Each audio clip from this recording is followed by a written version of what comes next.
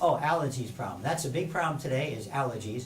The reason why is because if you don't expose your children to peanuts, they then don't learn that they're okay, and then they develop an allergy. The key to dealing with allergies is early exposure. So when kids play in the mud, and I guess there's not many kids that haven't, you have a child, you know, that invariably they find a mud puddle and go through it. We walk around, they go through it. And actually that turns out to be good because they're exposed to all kinds of bacteria, and then they end up with no longer having an allergy to the bacteria and the mud, etc. And that's important. We had a nurse who was a microphobiac, and this nurse basically raised her kids in such a way where they were not exposed to germs. And she autoclaved the sheets. What? And this child has so many health problems, it was really serious. Autoclave the sheet. I don't know where she got the autoclave from.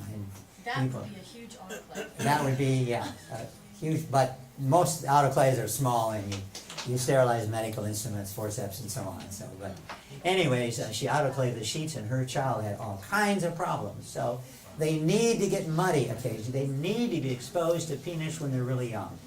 By and large, if you expose them to peanuts when they're really young, they're not going to develop a problem. And the reason kids develop allergies to peanuts, etc., is because they're not exposed to them when they're young. And they can be serious. You could die with exposure to peanuts when you're, I don't know, 4, 5, 6 years old. So they need to be exposed when you're young. So those of you who haven't had children yet, a word to wise. And why bacteria become pathogenic? 1, mutations, plasmids, weak immune system. The body, when you are about 50, it's about half as strong as when you were 20. So the immune system gets weaker as time goes on. Compromised immune system, such as in AIDS, no one dies of AIDS. They die of a compromised immune system and something else kills them. AIDS does not kill anybody, the compromised immune system does. Or they'll leave the host to invade a non-host organism, and I'll give you a few examples of this.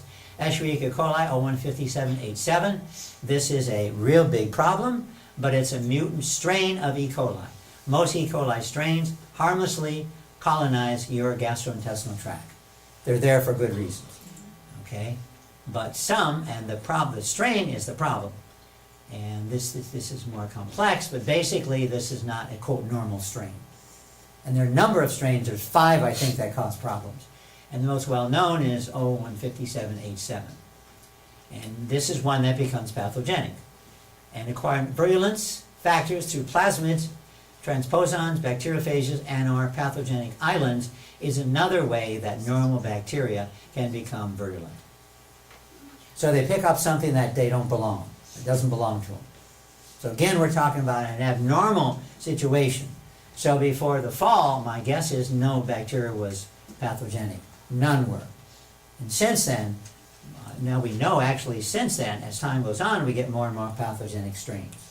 My professor here stressed, and I'll show you his book cover in a minute, stressed that my professor in school, who was a microbiologist, he stressed bacteria are required for good health, and we have probiotics.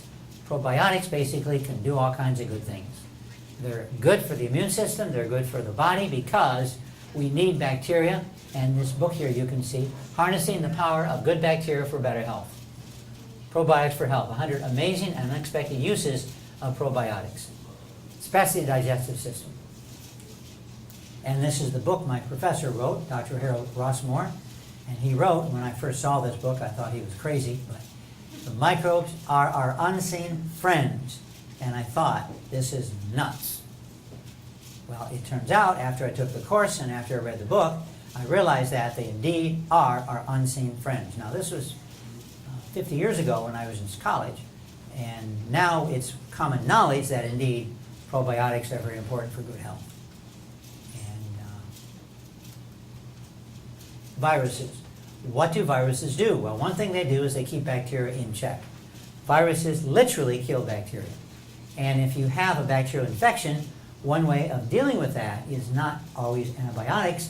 One way of dealing with that is, very simply, viruses. So viruses can actually kill the bacteria and not cause problems that we see in people who take antibiotics. You take antibiotics, and sooner or later, most people, often later, fortunately, most people become allergic to antibiotics. And you get this with people who are prone to certain diseases. You keep giving them antibiotics, and eventually they become allergic to everything. We had a guy who had TB at the medical school, and they gave him antibiotics for many years, and his body was weak as well. But eventually he was allergic to every antibiotic we had. Nothing worked. And what we had to do to deal with that is nothing. And he died. And it was unusual in our day and age for someone to die from antibiotic allergies, or TB as well. So bacteria, if they're allowed to duplicate every 10 to 20 minutes or so, they duplicate. If they're allowed to do that, they will eventually consume all organic material on the earth and end up eliminating all life on the earth. Okay? So why don't they do that? Well, because they basically are controlled by viruses and many other means can help control the development of bacteria.